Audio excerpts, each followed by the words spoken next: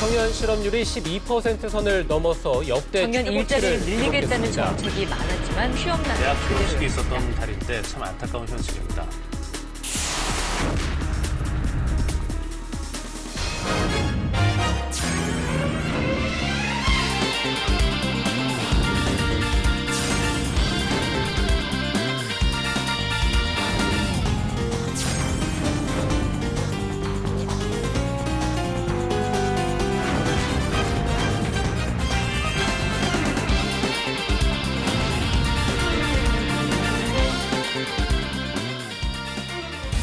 안녕하세요. 안녕하세요. 네, 반갑습니다. 네.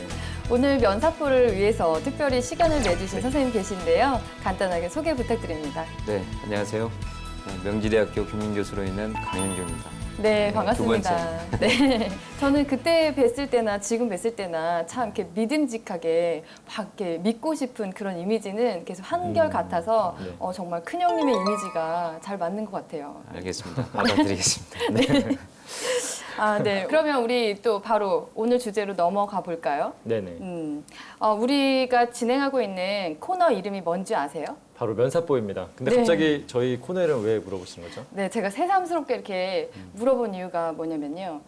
면사포라고 얘기를 하고 다니니까 간혹 이게 무슨 뜻이냐고 물어보는 사람이 있어요. 무슨 뜻인지 알고 계세요? 네, 이게 그 요즘 이제 장안의 화제가 되고 있기도 하고, 네. 그러니까 이 장안의 면접을 화제이죠. 네. 면접을 사정없이 뽀개버린다, 뭐 네. 면접을 정복한다 이런 뜻 아닙니까? 네, 맞습니다. 정확하게 알고 계시는데요. 면접 사정 없이 뽀개기, 그래서 면사포인데 제가 그래서 저도 이것을 홍보할 때 면사포라고 치면 웨딩드레스가 검색되기 때문에 반드시 면사포라고 쳐야 된다고 네. 항상 이렇게 얘기를 하고 다니는데요. 네. 네, 오늘 주제에 맞게 오늘 면접을 정복하는 날이에요. 음. 네, 그래서 최초로 토의 면접, 토로 면접을 한번 해보려고 합니다. 사상 최대 인원이 모이겠네요, 그죠? 네, 네, 이렇게 꽉 찰 것 같아요. 네.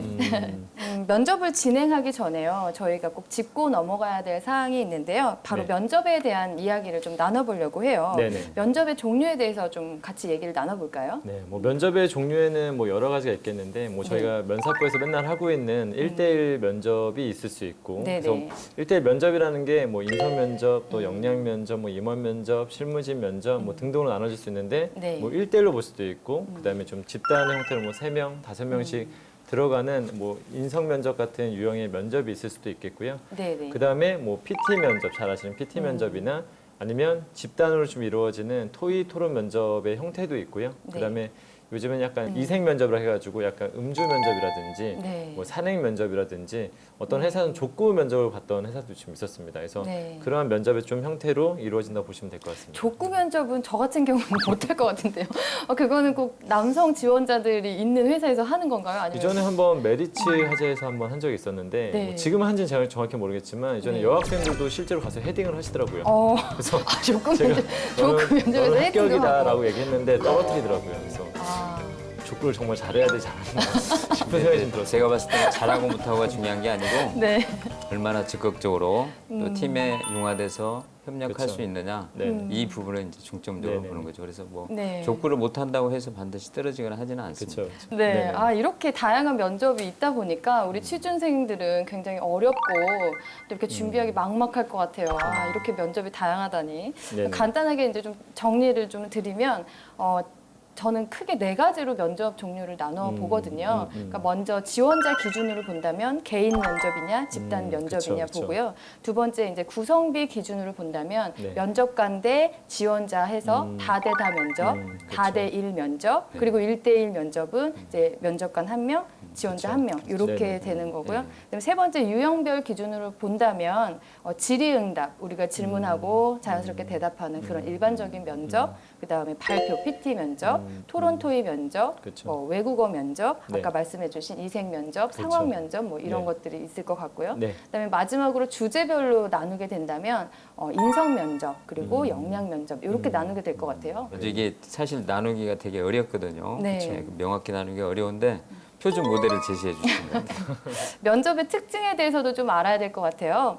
네, 개인 면접 같은 경우에는 또 혼자 준비를 하는 거다 보니까 조금 부담이 덜할 수도 있을 것 같아요. 왜냐면 다른 지원자들하고 또 비교가 되지 않잖아요. 그쵸, 그쵸. 네, 어떤가요? 뭐 1대1 면접 같은 경우는 좀 학생들이 뭐 좀 더 편하게 생각하시는 친구도 좀 있는 것 같습니다. 일단은 좀 더 긴장감이 좀 덜해질 수 있기 때문에 그런 부분이 특징이 있을 수 있지만 좀 더 심층적으로 좀 들어가다 보면은 좀 본인이 면접 준비가 많이 안 되어 있는 상태에서 들어가다 보면은 그야말로 털릴 수 있는 상황이 벌어질 수 있습니다. 전문 용어가 나왔군요. 털릴 수 네, 있고. 그래서 굉장히 좀 압박감을 받는 친구들이 또 있기도 하고요. 네. 저도 이제 부연 설명을 좀 드리면 네. 아까 개별 면접에서는 네. 사실 이 지원자의 부담이 굉장히 크거든요.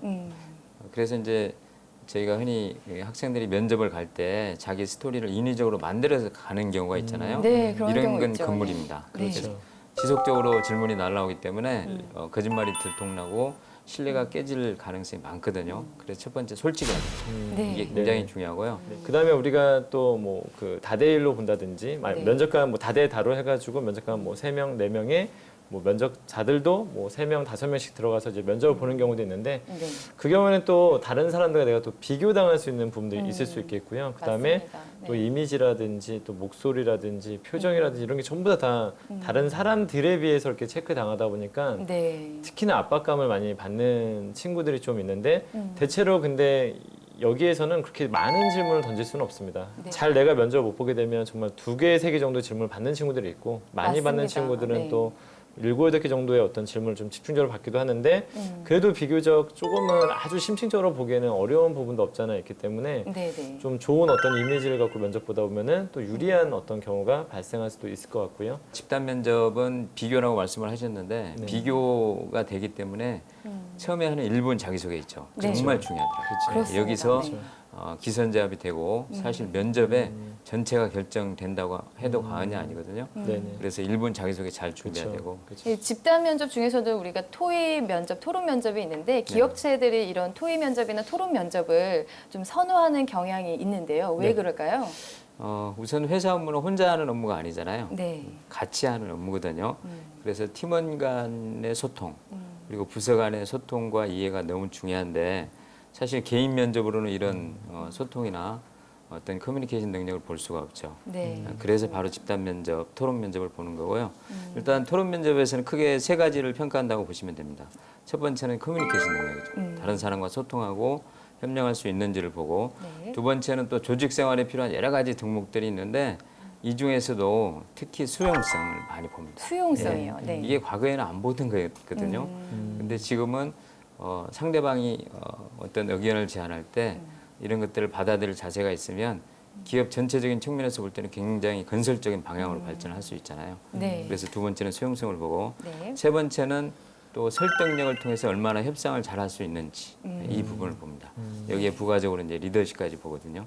그래서 이렇게 3가지가 가장 중요한 평가 포인트라고 할 수가 있어요. 네, 토의 면접, 토론 면접에서 볼 수 있는 그런 역량들이 굉장히 많이 있네요. 우리 오늘 면사보도요, 네. 그 면접 중에서 토론 면접과 토의 면접을 좀 진행을 해보려고 하는데요. 이런 면접에서 잘 볼 수 있는 팁, 점수를 많이 획득할 수 있는 그런 팁이 있을까요? 네, 어느 정도는 지금 많이 설명을 좀 해주셨는데 네, 제가 좀 약간 주되게 많이 보는 점을 말씀드리자면 네. 일단 가장 주된 큰 축은 커뮤니케이션 능력입니다. 어쨌든 간에 이 사람이 어떠한 주제를 가지고 그 사람들과 원활하게 의사소통을 좀 하고 있는가, 합리적으로 하고 있는가가 가장 중요한 것 같고요. 네. 그런 의사소통을 하는데 중요한 요소도 좀 약간 겹치는 부분이 있을 수도 있는데요. 저는 일단 첫 번째로는 토론 면접 어떻게 하면 잘 볼 수 있을까라고 했을 때는 무조건 적극적으로 좀 해달라는 얘기를 많이 해드립니다. 왜냐하면 네, 적극적인 학생들이 태도. 네. 그 현장에서 너무 소극적으로 대해가지고 평가할 수 없게끔 만드는 친구도 있을 수 있고요. 네. 그 다음에 일단 기본적으로 이게 회사 내에서 어떤 소통의 어떤 모습을 또 볼 수 있는 면모가 있기 때문에 좀 다른 사람들의 어떤 의견을 어느 정도 좀 포용하기도 하고 이야기할 수 있으면 너무 막 싸우려고 한다거나 너무 지나치게 어떤 사람들을 공격하거나 이러기보다는 좀 배려하는 자세로 좀 하는가도 한번 살펴보고 있고요. 네. 네, 전반적으로 면접이기 때문에 좀 태도적인 측면도 뭐 아이 컨택이라든지 뭐 경청이라든지 예절이라든지 이런 부분도 좀 적절하게 잘 살펴보고 있습니다. 네네.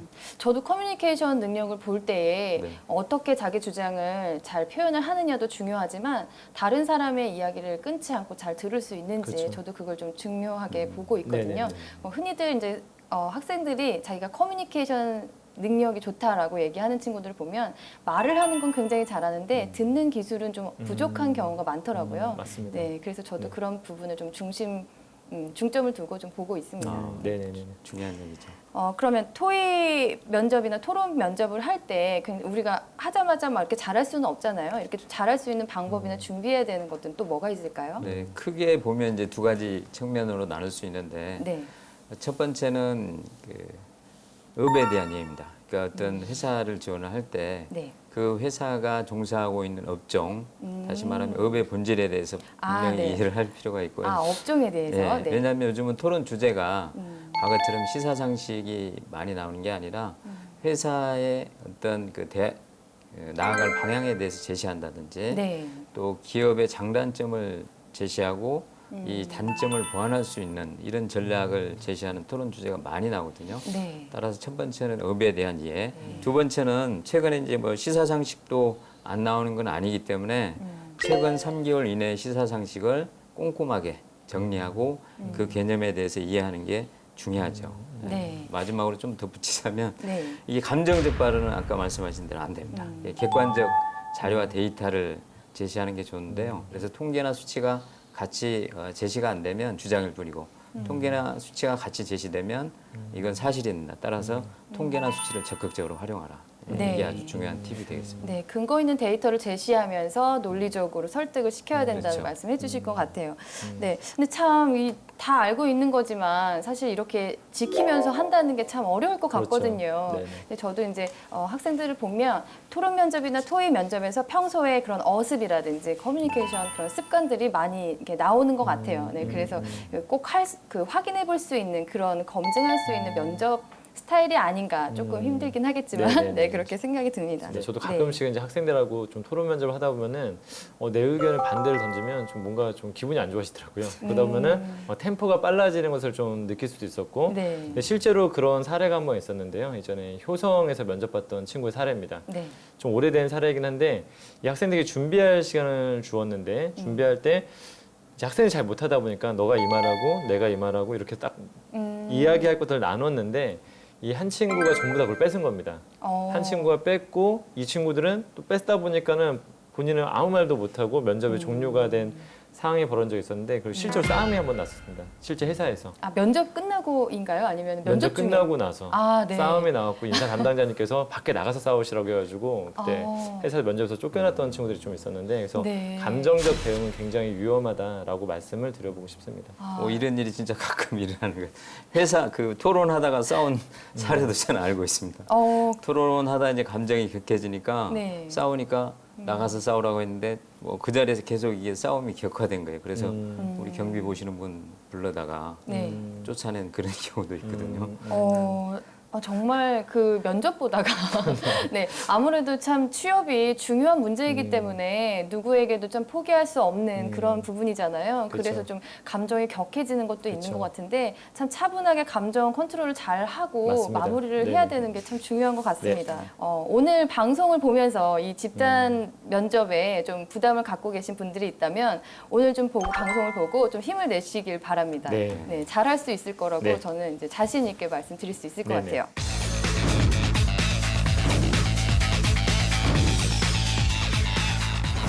하반기 공채 중인 삼성과 SK, LG 등의 대기업 면접 전형이 줄줄이 이어지고 있습니다.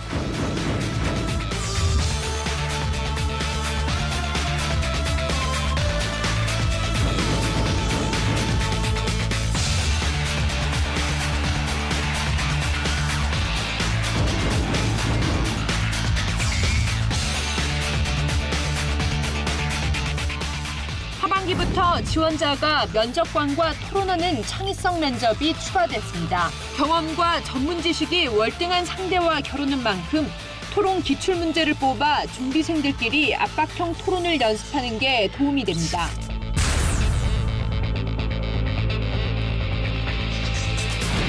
전 솔직히 아직까지 제대로 된 토론 준비를 해본 적이 없었는데 지금 처음으로 준비를 해서 많이 좀 긴장되고 과연 제대로 할 수 있을까 싶은데 그래도 최선을 다해서.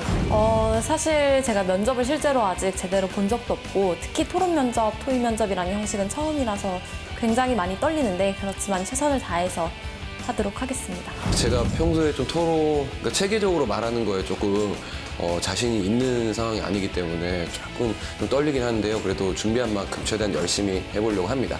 이게 토론도 토론이지만 어쨌든 면접이니까 저를 보여줘야 하는 자리잖아요. 그래서 저의 말을 통해서 제 모습을 진정성 있게 보여드리고 싶습니다. 여러 가지 생각 갖고 있구나, 이 사이에서 어떻게 이야기가 흘러가는구나라는 걸 조금 인지하실 수 있도록 대화가 최대한 다양하게 나올 수 있도록 하는 거에 좀 주의를 기울여야 될 것 같습니다. 대학 면접 이후로 오랜만이고 포맷이 토론인 만큼 정말 생소하기 때문에 평소 토론보다 그 저의 장점을 살리면서 면접 스타일에 약간 적용을 해보려고 합니다.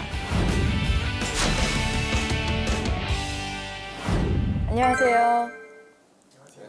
네, 반갑습니다. 네, 오늘 토론 주제는요. 흉악범 얼굴을 공개해야 되느냐, 하지 말아야 되느냐에 대한 찬반 토론이 있겠습니다. 네, 30분 동안 자유롭게 진행해 주시면 됩니다. 네, 그러면 지금부터 면접 시작하겠습니다.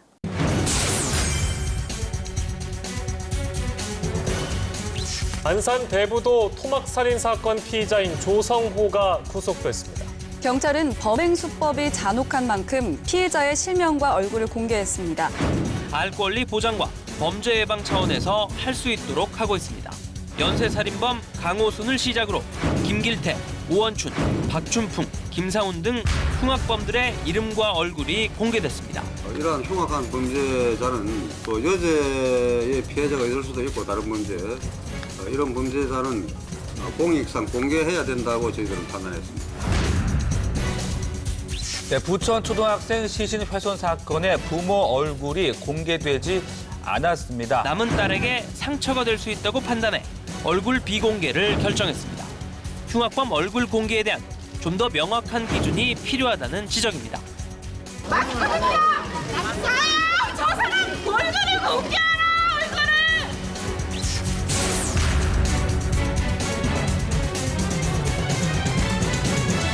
찬성 측 기조 발언부터 시작하도록 하겠습니다. 최근 강력범죄 발생률은 꾸준한 증가 추세에 있고 연쇄살인이나 아동 성폭행 같은 반인륜 범죄 발생이 끊이지 않는 것이 지금 우리가 목도하고 있는 현실입니다.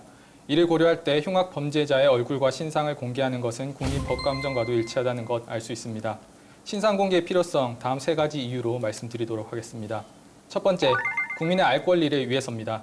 흉악 범죄에 대한 정보는 국민이 범죄를 회피하고 안전을 추구하기 위한 일련의 의사결정 과정에서 반드시 필요한 정보입니다. 두 번째, 범죄 예방이 가능하기 때문입니다. 신상이 공개된다는 것은 범인의 수치심을 자극해서 범죄 행위를 위축시키기 때문에 궁극적으로는 국민 안전 보장과 직결된다고 할 것입니다. 세 번째, 여죄 발견이 가능하기 때문입니다. 신상 공개를 통해서 이전의 범죄에 대한 추가 제보가 가능해지고 이를 통해서 미해결되었던 기존의 범죄도 해결할 수 있을 것입니다. 이상입니다. 정성백 씨 기조 발언은 굉장히 잘했습니다. 어떤 면에서 잘했냐면요. 일단 본인의 주된 의견, 본인 팀이 속한 팀의 주된 의견, 사인 포스트를 명확히 얘기를 해줬거든요. 그래서 이 부분은 굉장히 잘했고 또 이에 대한 근거로서 3가지를 제시했어요. 이 부분도 논리가 명료하고. 네, 안녕하십니까. 반대 입장 기조 발언 시작하도록 하겠습니다. 지난 2009년 세간에 충격을 주었던 강호순 사건을 필두로 특정 강력 범죄의 처벌에 관한 특례법이 발의된 이후 흉악범 얼굴 공개를 우리나라에서도 법적으로 허용하게 되었습니다. 하지만 법안이 시행된 지 수년이 지난 지금에도 이 법안은 많은 논란의 대상이 되고 있습니다. 먼저 해당 법안은 헌법에서 명시된 무죄 추정의 원칙에 어긋납니다. 수사와 판결은 모두 사람에 의해 의해지는 것이고 이는 얼마든지 오판의 가능성을 있음을 시사합니다. 둘째, 해당 법안은 흉악범 본인 그리고 더 나아가서 피의자의 가족에 대한 심각한 인권 침해입니다.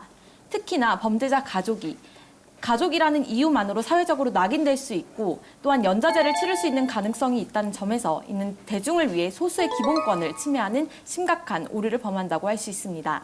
마지막으로 흉악범의 얼굴 공개는 사실상의 효익이 거의 없다고 할 수 있습니다. 물론 대중의 궁금증을 해소하고 대리적인 만족감을 줄 수 있지만 국민의 비난 욕구 해소를 돕는 것 외에는 실질적 범죄 예방 또는 해결의 효과는 없다고 할 수 있습니다. 오히려 대중의 두려움만 가중시킬지도 모릅니다. 물론 감정적으로는 흉악범의 얼굴이 궁금하고 또한 이를 공개적으로 보고 싶은 대중의 심리가 이해가 가지만 보다 나아가 이성적으로 그 효익과 당위성을 살펴본다면 흉악범의 얼굴 공개는 이루어져서는 안 됩니다. 한재현 학생 같은 경우에는 전반적으로 좀 안정감 있게 이야기를 하고 발음이라든지 이런 것들이 굉장히 좋았었는데 전반적으로 말에는 크게 문제는 없는데 좀 집중하기가 굉장히 어려웠다는 점도 좀 있었습니다. 그래서 좀 더 말을 간결하게 연습을 했으면 좋겠는데 뭐 예를 들면 한 1분 정도 이내에 자신의 발언을 좀 완료하기 위해서 노력한다든지 이런 방식으로 좀 준비해 나갔으면 좋을 것 같습니다. 네, 먼저 첫 번째 근거부터 차례대로 보는 게 좋을 것 같은데요. 먼저 무죄 추정의 원칙을 일단 말씀을 해주셨잖아요. 네. 근데 사실은 신상을 공개하는 게 무죄 추정의 원칙을 사실 무시한다고 볼 수는 없을 것 같아요. 왜냐하면은 기본적으로 신상 공개라는 것 자체가 원칙이 범행 사실이 굉장히 명확하고 그것을 입증할 수 있는 경우에만 사용이 되거든요. 그렇기 때문에 다시 말해서 확증할 수 있을 때 그 공개가 이루어지는 거고요. 즉 무죄 추정의 원리는 뭐 준수가 될 것이라고 사실을 판단해야 될 것 같습니다. 그러나 말씀해 주신 거에 따르면은 사실은 뭐 재판 결과가 무조건 나와야만 무죄 추정이다라고 말씀을 하신다면 그 부분에 대해서는 어느 정도 상충되고 침해되는 부분은 뭐 있을 수 있을 거라고 생각을 하는데요. 하지만 기본적으로 사법 절차라는 게 양자 뭐 둘 다 소중한 가치가 있는데 그것이 충돌할 때 그것을 조절하는 기관이기 때문에 어쩔 수 없이 부분적으로는 침해될 수밖에 없는 게 사실은 현실이라고 생각을 합니다.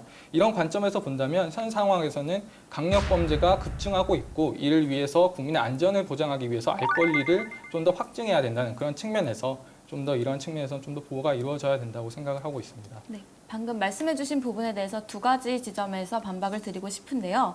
첫 번째로 실제로 우리나라에서 신상 공개가 이루어졌던 사례들 중에 최근의 사례들 중에 오류가 있었다는 점 말씀드리고 싶어요. 가령 지난 2012년 조선일보에서 나주 초등학생 성폭행범의 얼굴을 공개했었는데 이게 잘못된 사람의 얼굴을 공개함에 따라서 일반인의 얼굴을 공개해서 많은 파장을 일기도 했었고요. 그리고 제대로 된 사법 절차를 거친다라고 말씀을 주셨는데 그 부분에 있어서도 오류가 있는 게 최근에 신상이 공개되었던 조성호 같은 경우에도 검거 1시간 만에 신상이 공개된 바가 있습니다. 이는 헌법 제27조에서 명시하고 있는 무죄 판정의 원칙에 완전히 위배되는 그런 절차였기 때문에 이러한 부분에 있어서 사법적인 문제가 있다고 생각을 합니다. 네.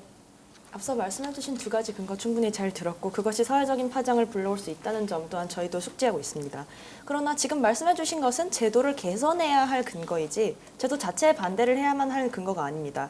이 말은 어떤 말이냐면요. 그 제도를 시행해야만 할 합당한 근거가 있다면 그것을 개선해 나갈 수 있는 어떤 근거는 될 수 있으되 제도 자체에 대해서 반대하기엔 부족하다는 입장입니다.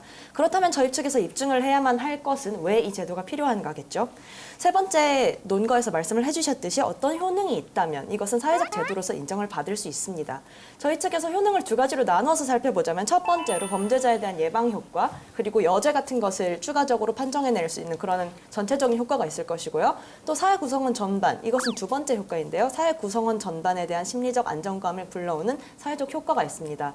이런 전체적인 어떤 사회적 안정감을 구축해주는 것이 또한 국가의 역할이기도 하기 때문에 그것이 충분히 효과가 있다고 주장하는 바입니다.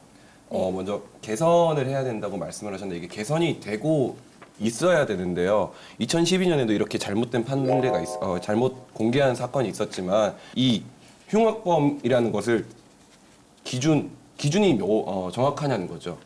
이게 기준이 주관적으로 판단될 요소는 없는지 저는 생각을 하거든요. 이거에 대해서 어떻게? 네, 거기다가 먼저 방금 말씀하신 부분에 대해서 반박을 확실히 드리고 시작을 하도록 하겠습니다. 방금 전에 이제 최초 사례의 오류에 대해서 지적을 해주셨는데요. 2012년에 성폭행범의 얼굴이 공개되고 그리고 조성호가 검거 1시간 후에 공개되었다. 이는 모두 올바르지 않은 그런 제대로 된 기준이 마련되어 있음에도 불구하고 올바르지 않은 행태로 인해서 발생한 사건이거든요. 현재 그 아동청소년보호법에 의해서 어떤 식으로 법관이 공개를 하게 되어 있냐면은 판결을 할 때 특별한 사정 등을 고려하여 공개 여부를 판단하여 판결 시에 판시하도록 되어 있는 것이 원칙입니다. 이런 원칙이 제대로 이루어지지 못했기 때문에 나온 것을 마치 이 제도에서 오류가 있다라고 말씀을 하시는 것은 사실 올바르지 않다라고 생각을 하거든요. 그리고 방금 전에 이제 얘기해 주셨던 것처럼 무죄 추정의 원칙 또한 마찬가지의 경우로 무죄추정의 원칙이 전혀 해당되지 않는다라는 것이 말씀드릴 수 있을 것 같고요. 토론 면접이지만 어떤 싸우는 자리가 아니고 이기고 지는 자리가 아니기 때문에 커뮤니케이션을 얼마나 잘 하는지 그런 것들을 좀 보여줘야 될 것 같아요. 그래서 표정도 너무 경직되고 너무 공격적인 표정을 하기보다는 좀 자연스럽고 다른 사람의 이야기를 듣고 내 이야기를 전달하는 그런 자연스러운 표정을 지어주는 것이 중요합니다. 범죄 예방적인 측면을 보다 집중적으로 보자면은 2008년까지, 2004년부터 2008년까지에 비해서 2009년부터 2013년까지의 재범률이 약 88%가량 감소를 했거든요. 근데 이러했다는 거는 실질적으로 이 제도가 현재 효과를 보이고 있다는 것을 의미하는데 이것에 대해서 어떻게 생각을 하시는지 네.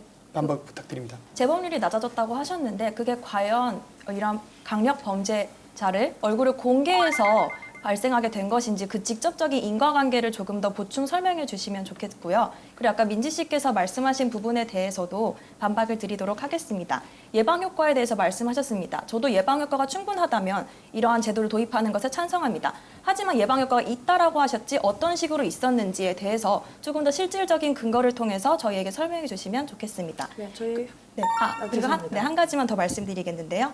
그리고 사회 구성원에게 심리적 안정감을 준다고 했는데 저는 오히려 범죄자의 얼굴을 공개하는 것이 사회 구성원들에게 심적인 안정감보다는 두려움, 공포감을 심어준다라고 생각을 합니다. 예를 들어서 이제 범죄자의 얼굴이 공개되면 당연히 거기에 대해서 분노를 하겠죠. 사적인 감정에 분노를 하고 그 사람을 비난하고 그 사람이 어떤 사람인지에 대해서 집중을 하게 되지 그 범죄가 일어나게 된 배경이나 구조적 원인보다는 그런 사적인 것에 치중하기 때문에 대중들이 그를 통해서 심리적 안정감을 얻는다고 어떤 측면에서 볼 수 있는지 말씀해 주시면 좋겠습니다. 채한 학생 같은 경우는 다른 친구들에 비해서 제가 봤을 때는 좀 논리적이고 발언에 어떤 독창성이 있다는 느낌을 좀 받았습니다. 흉악범의 얼굴을 공개했을 경우 오히려 사람들의 알 권리가 좋아지는 것이 아니라 사람들의 어떤 불안감을 조장할 수 있다는 어떤 측면에서 좀 더 이것이 실제로 사람들이 느끼는 어떤 바라는 느낌을 좀 저도 공감할 수 있었고 다른 친구들에 비해서는 뭔가 이렇게 말을 하는 부분이 좀 더 논리성이 좀 있다는 느낌을 좀 받았습니다. 최한 학생과 이영훈 학생께서 공통적으로 제기해 주신 의문점이 한 가지 있었는데요. 그것은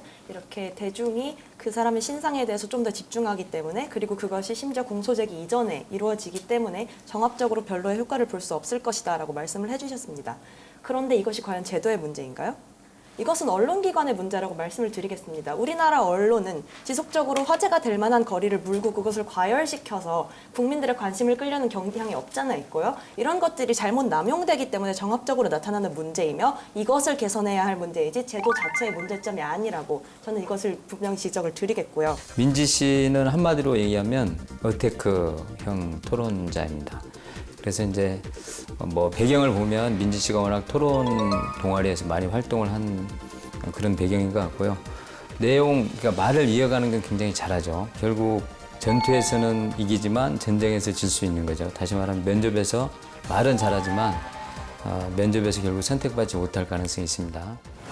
과연 굳이 우리가 흉악범 얼굴 공개를 먼저 시행을 해야 하는가? 얼굴이 화면에 공개가 되면 그동안 미접수되었던, 미해결되었던 사건이 해결되고 그로 인한 피해자가 또 생긴다는 말이죠. 이 피해자들 보상 어떻게 누가 해줄 겁니까? 이는 판결 이후에 공개하는 방안을 통해서 얼마든지 극복할 수 있다라고 저희가 충분히 말씀을 드렸고요. 정말 아무런 죄가 없는 일반 시민의 그런 권리가 침해된다는 문제점에서 시민들이 정보를 가지고 이것을 적극적으로 방어하기 위한 대책으로서 삼는 것입니다.